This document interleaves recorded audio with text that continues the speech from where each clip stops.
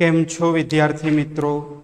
હવે આપણે આગળ ચેપ્ટર નંબર 1 એમાં નેક્સ્ટ ટોપિક આવે છે દ્રાવણમાં થતી રાસાયણિક પ્રક્રિયાઓ, અને જે દ્રાવણ છે એ દ્રાવણના વિવિધ એકમો વિશે આપણે ભણવાનું થશે. આ જે ટોપિક છે એ ધોરણ 12 માટે ખૂબ જ આઈએમપી ટોપિક છે. ધોરણ 12 ની અંદર ચેપ્ટર નંબર 2 દ્રાવણો એને સમજવા માટે આ દરેકે દરેક સૂત્ર અને વ્યાખ્યા સમજવી પડશે. હવે પહેલી વસ્તુ આપણે વિચારીએ કે રસાયણ વિજ્ઞાનની અંદર બે પદાર્થો ભેગા કરીને જો મારે ત્રીજો પદાર્થ બનાવવો હોય તો તેના માટે મારે બંને પદાર્થ વચ્ચે રાસાયણિક પ્રક્રિયા કરવી પડે. તો પ્રશ્ન થાય કે રાસાયણિક પ્રક્રિયા એટલે શું? તો રાસાયણિક પ્રક્રિયામાં જે સંયોજન હોય તેમાં જૂના બંધો તૂટે છે અને નવા બંધોનું નિર્માણ થાય છે. હવે આ વસ્તુ કરવા માટે જે પણ ઘન પદાર્થ હોય તે ઘન પદાર્થનું આપણે દ્રાવણ બનાવવું પડે, અને દ્રાવણ બનાવ્યા પછી તેમની વચ્ચે પ્રક્રિયા સરળતાથી કરી શકાય. એટલે પહેલો જ પોઈન્ટ અહીંયા એ આવશે કે મોટાભાગની રાસાયણિક પ્રક્રિયાઓ દ્રાવણોમાં જ થાય છે. પોઈન્ટ નંબર 1 અહીંયા લખીશું આપણે. મોટાભાગની રાસાયણિક પ્રક્રિયાઓ દ્રાવણમાં થાય છે. હવે રાસાયણિક પ્રક્રિયા જ્યારે દ્રાવણમાં થતી હોય ત્યારે તે દ્રાવણમાં કેટલો પદાર્થ તમે ઓગાળ્યો છે, એટલે કે એનો જથ્થો, એ નક્કી કરવું ખૂબ જ અગત્યનું બને છે. તો જ તમને ખ્યાલ આવે કે પ્રક્રિયાના અંતમાં મને કેટલી નીપજ મળશે. તો એના માટે પહેલી એક વ્યાખ્યા આપણે જોઈશું, દ્રાવણની સાંદ્રતા. તો અહીંયા પહેલી વ્યાખ્યા લખીશું આપણે, સાંદ્રતા. સાંદ્રતા કોને કહેવાય? તો મિત્રો, જ્યારે પણ આપણે દ્રાવણ બનાવીએ છીએ ત્યારે આપણે બે ઘટકોનો ઉપયોગ કરીએ છીએ. એક દ્રાવ્ય હોય અને બીજું દ્રાવક હોય. ફરીથી, કે જ્યારે પણ આપણે દ્રાવણ બનાવીએ ત્યારે દ્રાવ્ય અને દ્રાવકનો ઉપયોગ થાય છે. તો સાંદ્રતા કોને કહેશું? તો એકમ કદના દ્રાવણમાં ઓગાળેલા દ્રાવ્યના જથ્થાને તે દ્રાવણની સાંદ્રતા કહે છે. ફરીથી રિપીટ કરું છું, એકમ કદના દ્રાવણમાં ઓગાળેલા દ્રાવ્યના જથ્થાને તે દ્રાવણની સાંદ્રતા કહે છે. ચલો વ્યાખ્યા લખીએ અહીંયા. સાંદ્રતા એકમ કદના દ્રાવણમાં ઓગાળેલા દ્રાવ્યના જથ્થાને તે દ્રાવણની સાંદ્રતા, સાંદ્રતા એટલે સી, કન્સન્ટ્રેશન કહે છે. આ થઈ ગઈ એની વ્યાખ્યા. સાંદ્રતા બરાબર શું થશે? કન્સન્ટ્રેશન. સાંદ્રતાને ઇંગ્લિશમાં કન્સન્ટ્રેશન કહીએ છીએ. તો એકમ કદના દ્રાવણમાં ઓગાળેલા દ્રાવ્યના જથ્થાને તે દ્રાવણની સાંદ્રતા કહે છે. ક્લિયર? હવે આપણે અહીંયા જોવાનું છે કે સાંદ્રતાને આપણે કયા કયા એકમોમાં અભિવ્યક્ત કરી શકાય, એટલે કે દર્શાવી શકાય. તો ધોરણ 11 ની અંદર તમને સાંદ્રતાના 4 એકમો આપેલા છે. પહેલું દળથી ટકાવારી, અથવા એને કીધું છે વજનથી ટકાવારી. તો હું અહીંયા તમને સાંદ્રતાના બધા જ એકમો લખું છું. જે 12માં આવશે એ પણ લખીશ, અને જે વધારાના છે, એટલે કે જે કોમ્પિટિટિવ એક્ઝામ માટે તમારે જ્યારે ભણવાનું થશે એ પણ હું અહીંયા લખી દઈશ તમને. તો નેક્સ્ટ પોઈન્ટ અહીંયા લખીશું આપણે, સાંદ્રતાના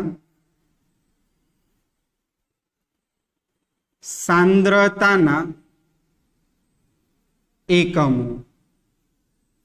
તો સાંદ્રતા દર્શાવવા માટે આપણે વિવિધ એકમોનો ઉપયોગ કરીએ છીએ, જેમાં પહેલું હું તમને સમજાવું છું પર્સન્ટેજ. ટકાવારી વાળા 3 એકમો છે આપણી પાસે. પર્સન્ટેજ વેઇટ બાય વેઇટ, બીજું આવશે પર્સન્ટેજ વેઇટ બાય વોલ્યુમ, ત્રીજું આવશે પર્સન્ટેજ વોલ્યુમ બાય વોલ્યુમ. તો અહીંયા સાંદ્રતાના એકમોની અંદર પહેલું દળથી ટકાવારી, અથવા તમે અહીંયા દળની જગ્યાએ બોલી શકો છો વજનથી ટકાવારી. કોઈ પણ શબ્દ અહીં વાપરી શકાય. હવે આને દર્શાવવાની મેથડ શું છે? Percentage weight by weight. આવી રીતે એને આપણે સંજ્ઞાત્મક સ્વરૂપે દર્શાવીએ છીએ. વેઇટ એટલે વજન અથવા દળ થી ટકાવારી. બીજું આવશે અહીંયા કદથી ટકાવારી. હવે જો હું એ સાઈડમાં થોડું લખી આપું છું કે આવી રીતે હોય. વેઇટ બરાબર વજન અથવા દળ લઈ લો, અને વોલ્યુમ બરાબર શું થશે? કદ. કદ આવે એટલે શું લખી શકાય? Percentage V by V. ત્રીજું આવશે દળ કદથી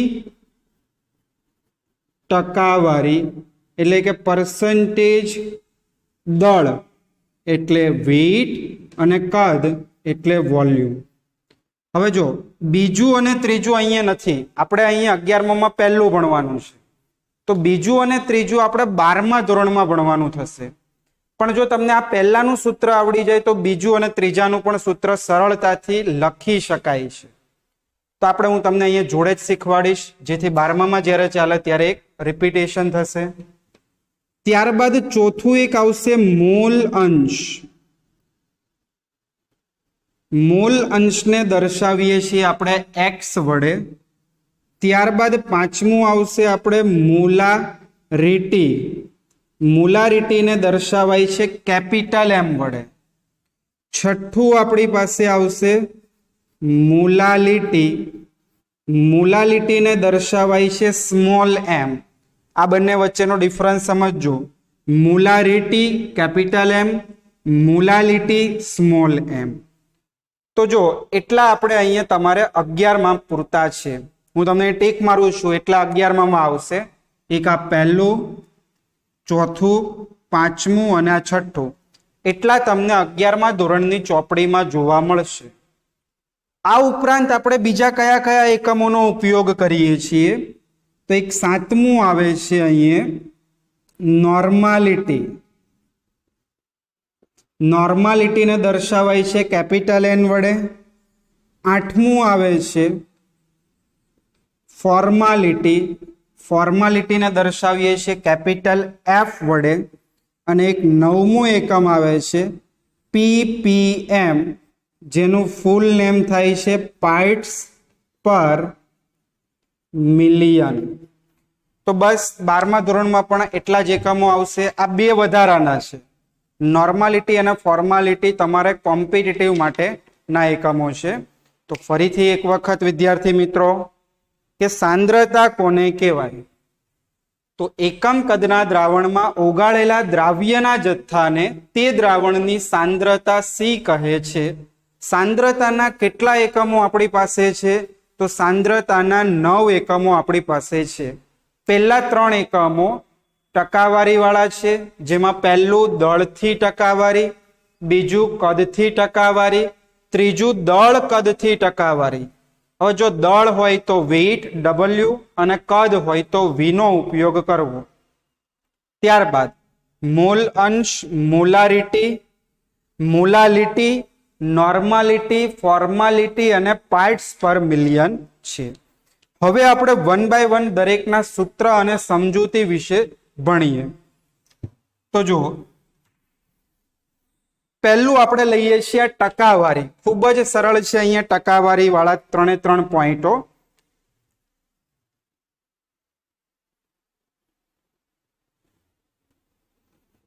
તો પહેલું આપણે અહીંયા લઈ લઈએ છીએ ટકાવારી.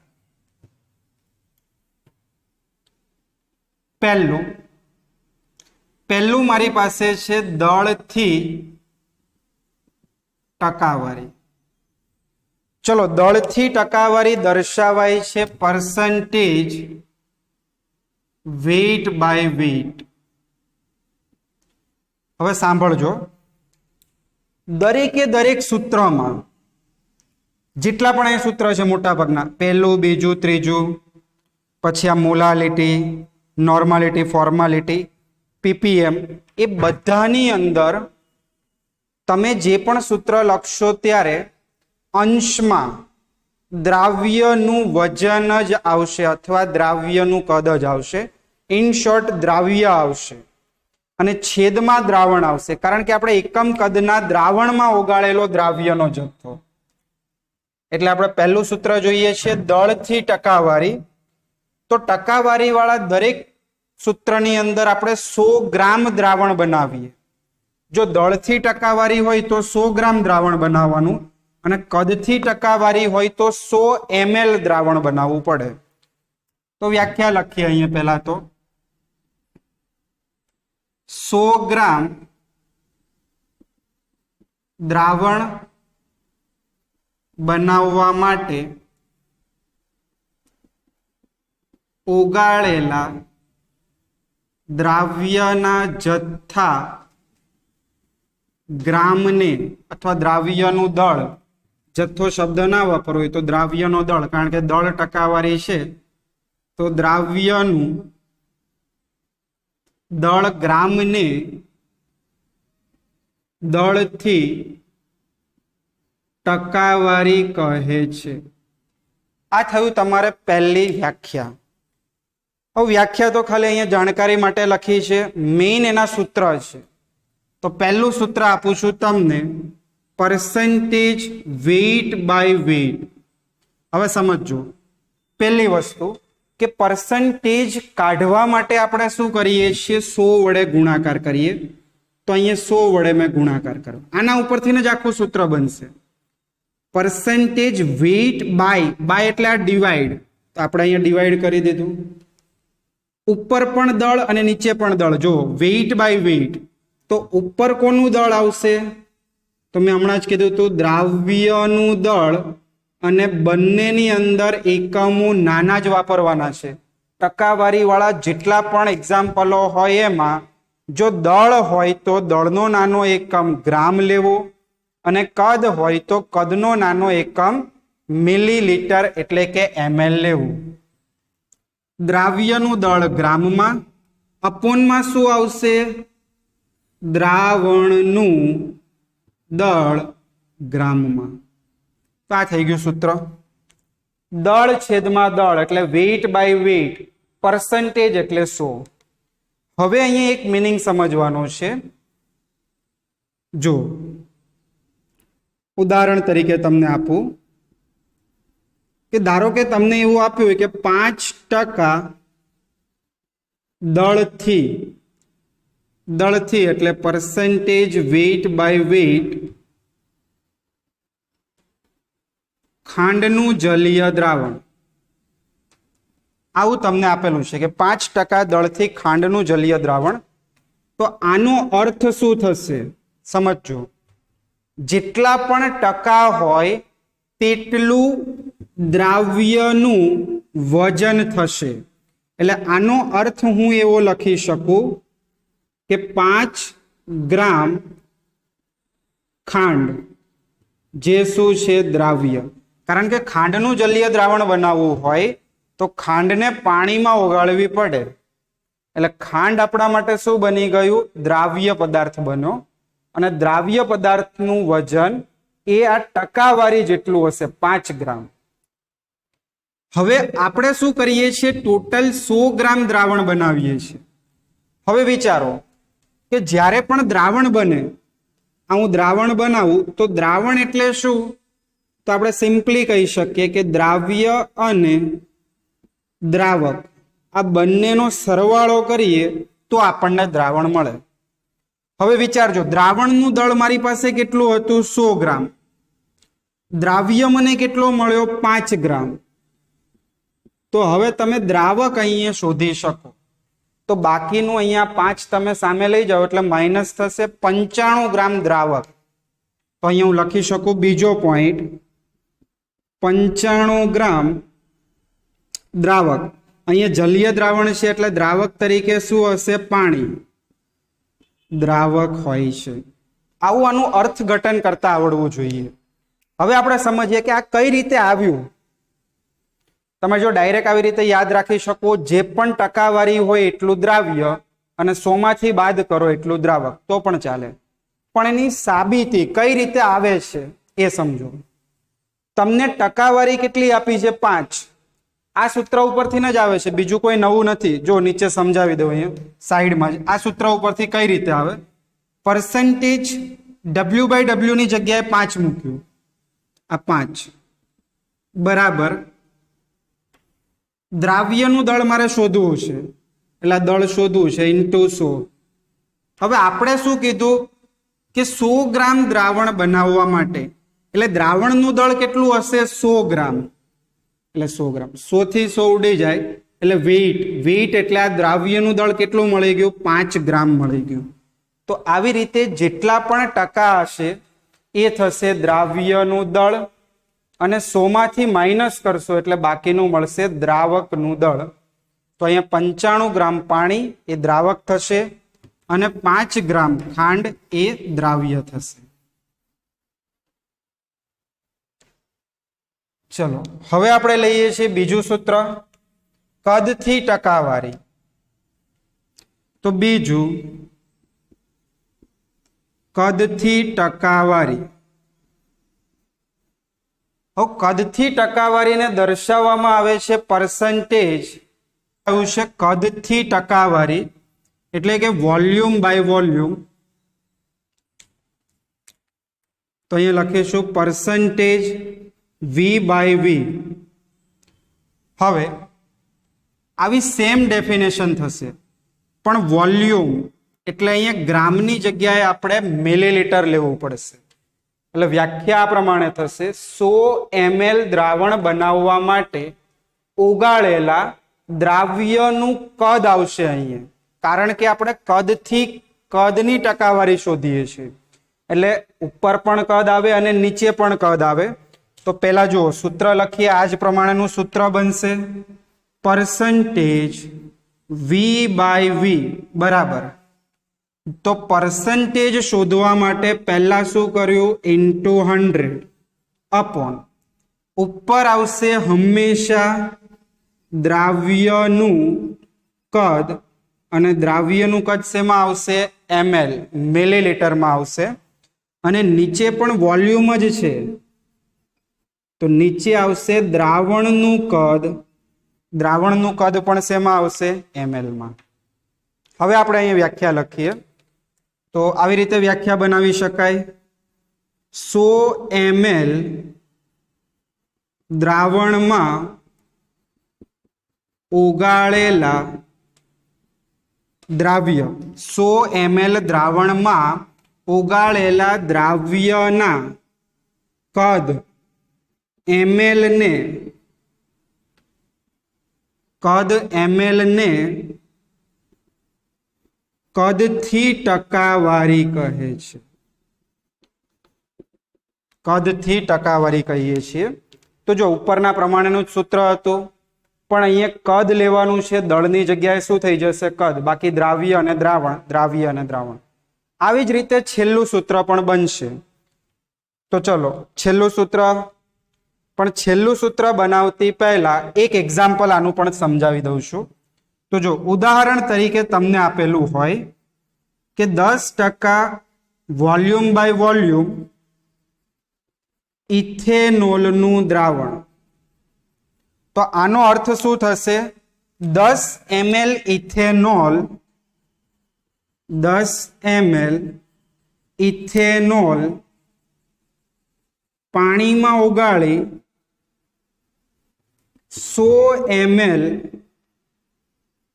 દ્રાવણ બનાવ્યું.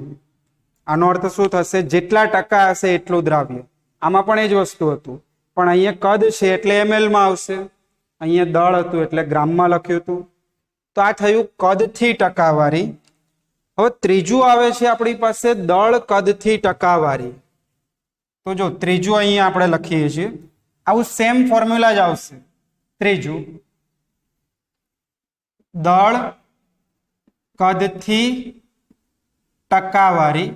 દળ કદથી ટકાવારીને દર્શાવીએ છીએ પરસેન્ટેજ વેઇટ બાય વોલ્યુમ. હવે અહીંયા વ્યાખ્યા શું થશે? તો વ્યાખ્યા આ જ પ્રમાણેની હશે. ઉપર તમારી પાસે દળ છે અને નીચે કદ છે, એટલે આપણે દ્રાવણ કેટલું બનાવવાનું થશે? 100 ml. તો વ્યાખ્યા થશે અહીંયા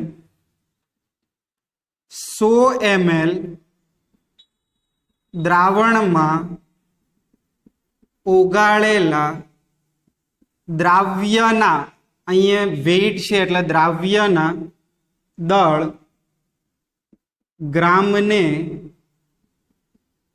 દળ કદથી ટકાવારી કહે છે. તો આ થઈ ગયું તમારે એની વ્યાખ્યા. હવે આપણે સૂત્ર લખીએ, આ જ પ્રમાણેનું સૂત્ર પરસેન્ટેજ વેઇટ બાય વોલ્યુમ બરાબર. ચલો પરસેન્ટેજ માટે પહેલા શું કરીશું? ઇન્ટુ 100 અપોન ઉપર આવશે તમારે દ્રાવ્યનું દળ. દ્રાવ્યનું દળ આવશે ગ્રામમાં, અપોન આવશે દ્રાવણનું કદ, અને દ્રાવણનું કદ કેમાં આવશે? ml મિલીલીટરમાં. તો આ હતી 3 ટકાવારી વાળા સાંદ્રતાના એકમો. ત્યારબાદ હવે આપણે એક લઈ લઈએ. પેલા કઈ એટલું લખી નાખો, પછી આપણે એક સાથે બે ભણીશું, મોલારિટી અને મોલાલિટી. આ બંને એક સાથે જોઈશું. બંને ઓલમોસ્ટ સેમ છે, માઇનોર ફેરફાર છે. તો પેલા એટલું લખી નાખો.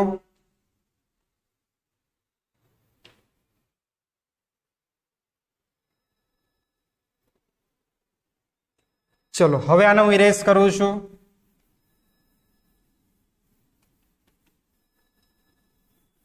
હવે આપણે મોલારિટી અને મોલાલિટી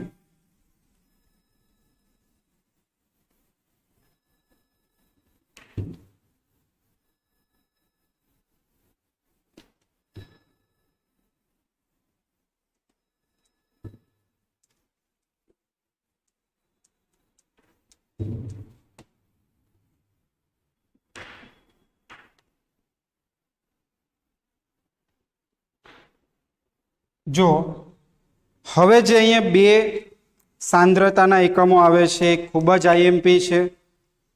પહેલું લખીએ છીએ, આમ જોઈએ તો પહેલું, બીજું, ત્રીજું ના ચોથું આવશે મોલારિટી. મોલારિટીને દર્શાવીએ છીએ કેપિટલ M વડે. તો મોલારિટીની વ્યાખ્યા શું છે? તો 1 લિટર દ્રાવણમાં ઓગાળેલા દ્રાવ્યના મોલની સંખ્યાને તે દ્રાવણની મોલારિટી કહીએ છીએ. તો પહેલા તો વ્યાખ્યા લખીએ આપણે કે 1 લિટર દ્રાવણમાં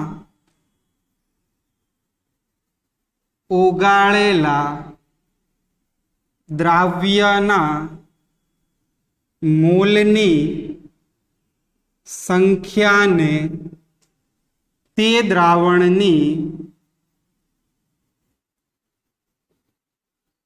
મોલારિટી કહે છે. જો હવે કે આપણે 1 લિટર દ્રાવણ બનાવવાનું છે અને એની અંદર દ્રાવ્યના જેટલા મોલ હશે તેટલી આપણે મોલારિટી કહી શકાય. હવે આનું સૂત્ર પહેલા આપણે લખીએ, પછી એની સમજૂતી સમજીએ. તો બીજું આવશે અહીંયા મોલારિટી બરાબર સૂત્ર. તો દ્રાવ્યના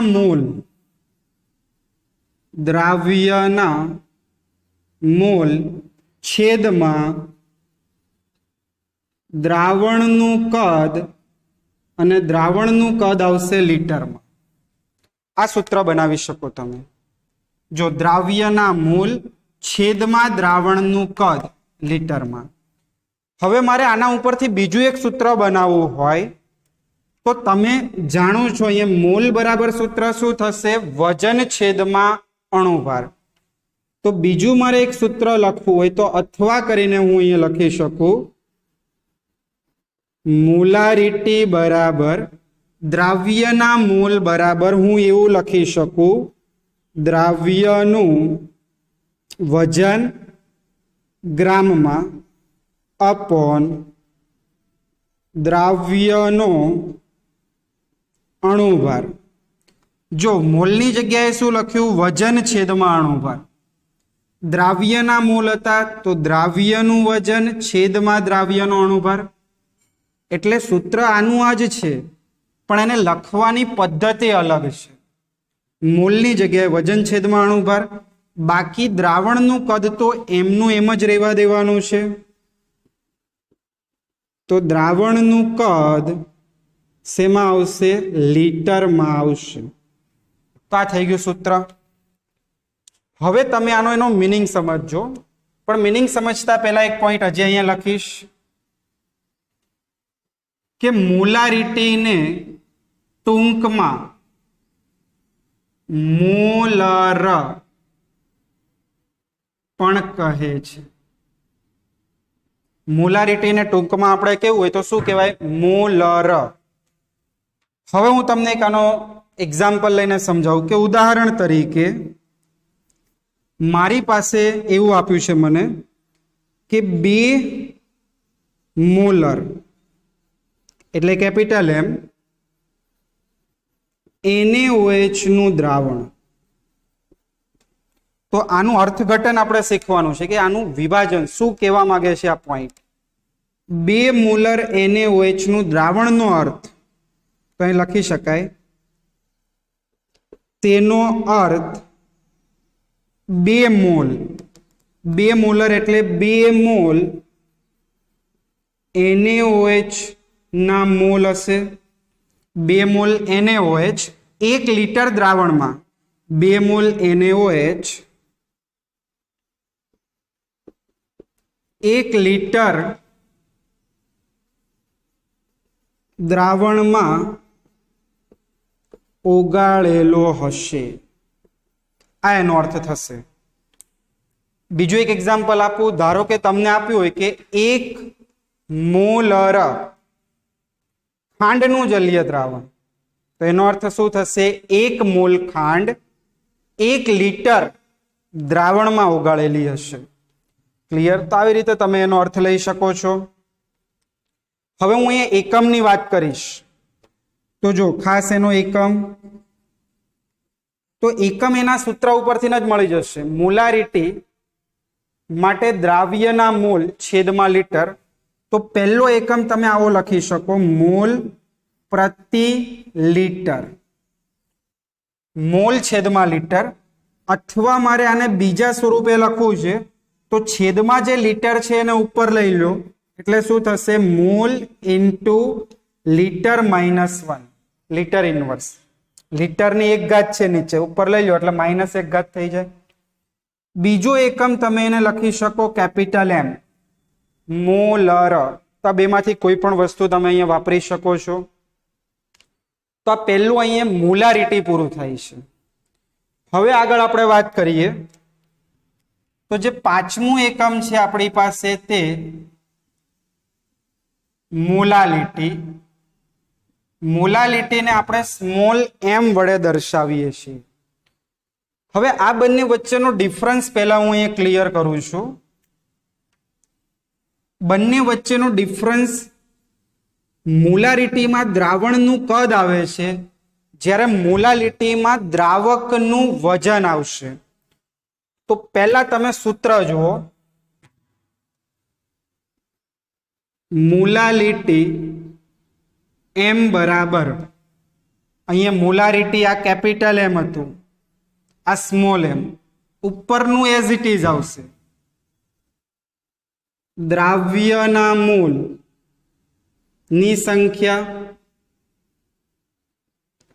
अपॉन નીચે આવશે દ્રાવકનું વજન અને વજન આવશે કિલોગ્રામમાં. બસ આ સૂત્ર આનું આ જ છે. જો દ્રાવ્યના મોલ તો અહીંયા પણ દ્રાવ્યના મોલ. અહીંયા છેદમાં હતું દ્રાવણનું કદ લીટરમાં, જ્યારે અહીંયા શું આવે છે દ્રાવકનું વજન કિલોગ્રામમાં. તો હવે આના ઉપરથી વ્યાખ્યા લખી શકાય. અહીંયા ફેરફાર કરવો પડશે. ફેરફાર શું થશે અહીંયા? તો જુઓ 1 કિલોગ્રામ દ્રાવકમાં ઓગાળેલા દ્રાવ્યના મોલની સંખ્યાને મોલારિટી સ્મોલ એમ કહે છે. આની વ્યાખ્યા થઈ ગઈ. 1 કિલોગ્રામ દ્રાવકમાં જે દ્રાવ્યના મોલ તમે ઓગાળો છો તેને આપણે મોલાલિટી કહીએ છીએ. અને મોલાલિટીને ટૂંકમાં મોલલ પણ કહે છે. મોલાલિટીને તમારે ટૂંકમાં લખવું હોય તો શું લખી શકાય? મોલલ. અને જ્યારે મોલારિટીમાં શું હતો? મોલર. રમકડાનો ર અને લખોટીનો લ. હવે તમારે અહીંયા સૂત્ર આવી રીતે મારે બીજું સૂત્ર આના ઉપરથી બનાવવું હોય તો પણ બનાવી શકાય. અથવા કરી દો અહીંયા મોલાલિટી બરાબર મોલની જગ્યાએ હું શું મૂકીશ? વજન છેદમાં અણુભાર. એટલે બીજું સૂત્ર જુઓ, દ્રાવ્યનું વજન ગ્રામમાં અપોન દ્રાવ્યનો અણુભાર ઇન્ટુ દ્રાવકનું વજન શેમાં આવશે? કિલોગ્રામમાં. થઈ ગયું ક્લિયર? આ જ સૂત્ર અહીંયા છે, પણ અહીંયા દ્રાવકનું વજન છે, અહીંયા દ્રાવણનું કદ હતું. આ જે છે બસ, બાકી એઝ ઇટ ઇઝ છે. હવે હું અહીંયા ઉદાહરણ આવી જ રીતે સમજાવીશ કે ધારો કે તમને આપેલું છે અહીંયા 1 મોલલ ખાંડનું દ્રાવણ, આવું તમને કીધું છે. તો આનો અર્થ શું થાય? તો અહીં લખી શકાય 1 મોલલ ખાંડનું દ્રાવણ એટલે કે 1 મોલ ખાંડ 1 કિલોગ્રામ દ્રાવકમાં ઓગાળેલી હશે.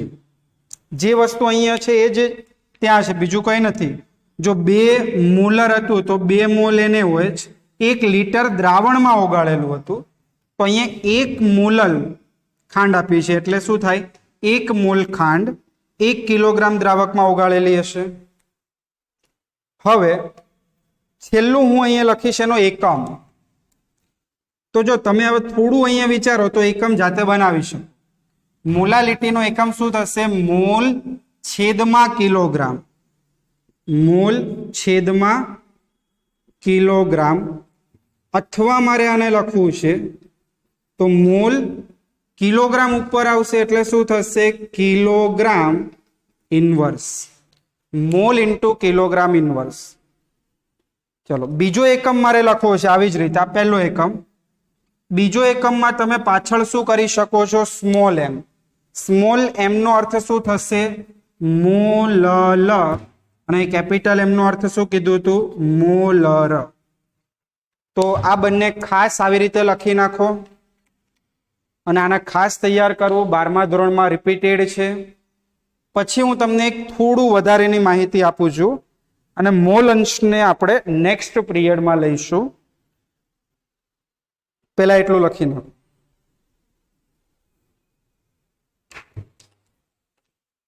ચલો હવે આગળ હું તમને જે એક ટોપિક આપ્યો છે કે કોઈ પણ દ્રાવણને જ્યારે મંદ કરવામાં આવે ત્યારે કયું સૂત્ર વાપરવું. ચોપડીમાં બરોબર નથી આપ્યું, આને સમજજો. દ્રાવણને મંદન કરતા. તો એક ઉદાહરણ સાથે હું સમજાવીશ. પહેલા તો સૂત્ર વાપરવાનું છે કે કોઈ પણ દ્રાવણને તમે મંદ કરો છો તો અંદર કયું સૂત્ર વાપરવું પડે. તો જુઓ, એના માટે એક એક્ઝામ્પલ લઈએ કે એક બીકરની અંદર મારી પાસે 1 લીટર દ્રાવણ છે. અહીં લખી દઉં ખાંડનું દ્રાવણ 1 લીટર છે અને જેની સાંદ્રતા 2 મોલર છે. 1 લીટર ખાંડનું દ્રાવણ છે અને તેની સાંદ્રતા 2 મોલર છે. હવે હું આની અંદર પાણી ઉમેરીને આને મંદ કરું છું. તો જો બીજી કન્ડિશન મને અહીંયા મળી ગઈ, કંઈક આવી.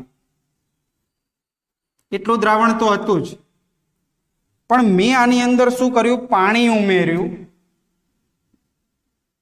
અને દ્રાવણને કરી દીધું 2 લીટર. અહીંયા હવે કેટલું થઈ ગયું, 2 લીટર. તો આની સાંદ્રતા મારે ગણવી છે. કદ તો મેં તમને અહીંયા કહી દીધું 2 લીટર. તો મારે આની સાંદ્રતા ગણવી છે.